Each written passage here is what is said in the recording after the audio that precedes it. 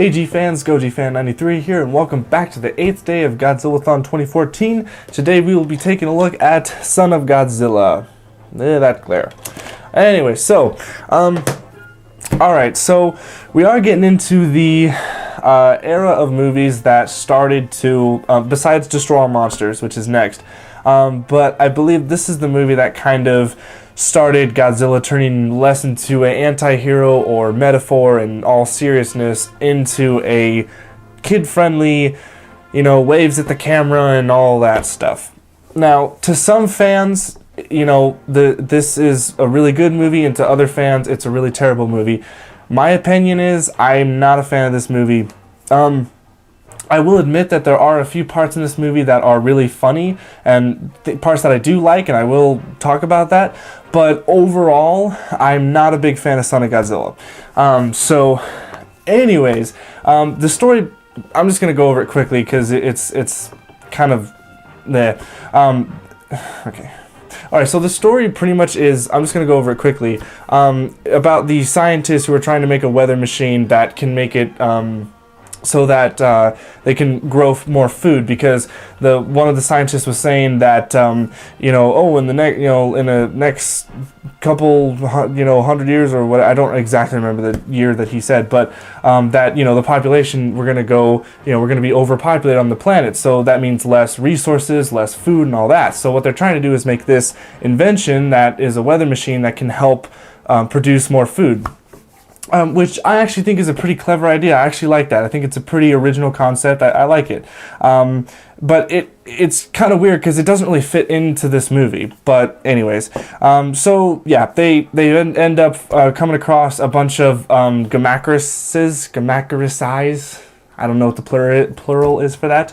But they find an egg which has Minya in it, which is Godzilla's son. Now, they don't explain, and I don't understand how Minya's there and Godzilla's not, and this kind of goes into the thing of, well, is Godzilla is he a father or a mother, or is he asexual? I don't know.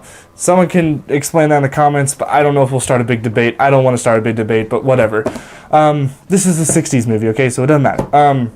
Anyways, so they end up cracking it open. They end up beating on Minya, which is kind of sad because Minya can't even defend himself because he's just born. But then Godzilla comes over and totally kicks all their asses. I do like the part where Godzilla just grabs one of the Gamacruses, whatever, and he just starts smashing their body on the ground, just one after another. And it's just, I really like that.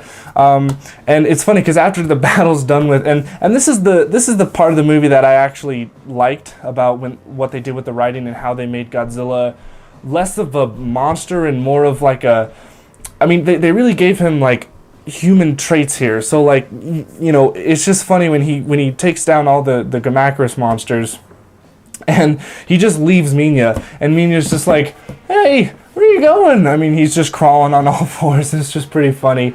And then Godzilla comes back and he puts him on his tail, which I think is just adorable. I mean, like I said, I mean, it's not my favorite movie, but there are some parts in this film that I do grin at, and you can't help it but go, okay, that's funny. So yeah, he just ends up taking him home, and and what I like is that they actually go into Godzilla like training Minya on how to like breathe fire and be the king of the monsters, basically. And there's like this one scene where Minya, he's all grown up, and basically he's like jumping over Godzilla's tail because Godzilla's trying to sleep, and then his tail's just swinging like this, and Minya just starts jumping over it, and then he jumps and lands on Godzilla's tail, and it's like, oh, and then Godzilla's like, what? And then he just falls over, and Godzilla goes back to sleep, that was pretty funny. That's another one of those scenes that you can't help but giggle and be like, all right, that was good. Let's see, then we get a new monster, Kumonga, which is the spider monster, which I think is pretty cool. I mean, I'm not a huge fan of Kumonga, but, he's an alright monster. And so, he gets into a fight with Minya at first, webs them all up, and then Godzilla comes to the rescue. Basically, they kick Kumonga's ass, and towards the end of the film, they figure out they finally get their weather machine to work, and it starts snowing. And this is the part of the film that is like the most heartwarming scene ever. It starts to snow, and the humans get off the island, and they Godzilla and Minya are just, they're basically left on the island, and Minya's like freezing, he's falling on the ground, and he's just like, and Godzilla, for some reason Godzilla wasn't really showing a lot of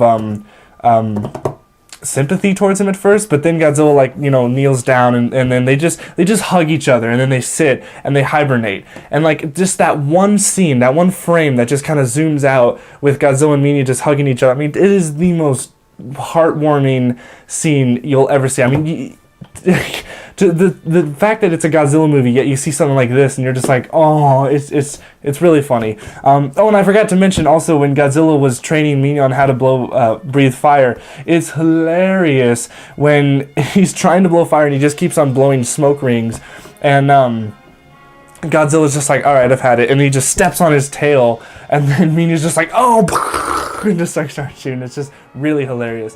And I don't know if they repeated that scene for stock footage in Godzilla's Revenge. When I watch it, I'll have to remember that, or maybe I'm thinking otherwise. But anyways, so yeah, I mean, overall, it's not my favorite film, because I like the darker Godzilla movies. I like it where he's sort of a anti-hero, where he's a metaphor, where it's taken more seriously. But I can understand why some fans like this film. I understand it completely, and if you do, that's totally fine. I can see some good parts about it, but I also see how it turned Godzilla less into a serious character and into this just child-friendly character, which basically dragged the series down from there. Yeah, and also the suit, Godzilla's suit, I hate it. That it's my least favorite Godzilla suit. Just the way his face is. I mean, just look at this. Just look at his face. Look at that. I mean, it's just like, what happened? It's just like his face went. It just crushed his face up. I don't know. And I don't even have to talk about Minya, because he's just a gray turd. I mean, it's just like. So it doesn't even look anything like Godzilla. But on an interesting note, hopefully this weekend I'll do an unboxing video of the Diamond Reissue X Plus Minya that I got. So I'm really excited to get that soon. Let's see, what else am I missing? Oh yeah, the music of the movie. I'm kind of also on the fence about the music with this. Like, there are parts in the movie that I love the soundtrack. It's really good. But then there are other parts where I'm just kind of bored and it's not really like interesting. But it fits the theme of the movie, I guess. And, it's not one of my favorite soundtracks, but if I had to listen to it, I would. So, I mean, overall, it's just split 50-50. You have fans who hate it and fans who love it. And, you might have some fans who are in the middle, but as for me, if I had to choose between this film and, any others, I would want to pick the others. But, once again, it's not a terrible film. I mean, obviously, there are worse. Godzilla's Revenge, but it's just not my Godzilla. I like Godzilla when he's dark and kind of a monster, not a kid-friendly father. But that's it. So that's all I got for you guys for today. Stay tuned for tomorrow for Destroy All Monsters, and yeah, I'll see you guys till then. Stay big, G fans.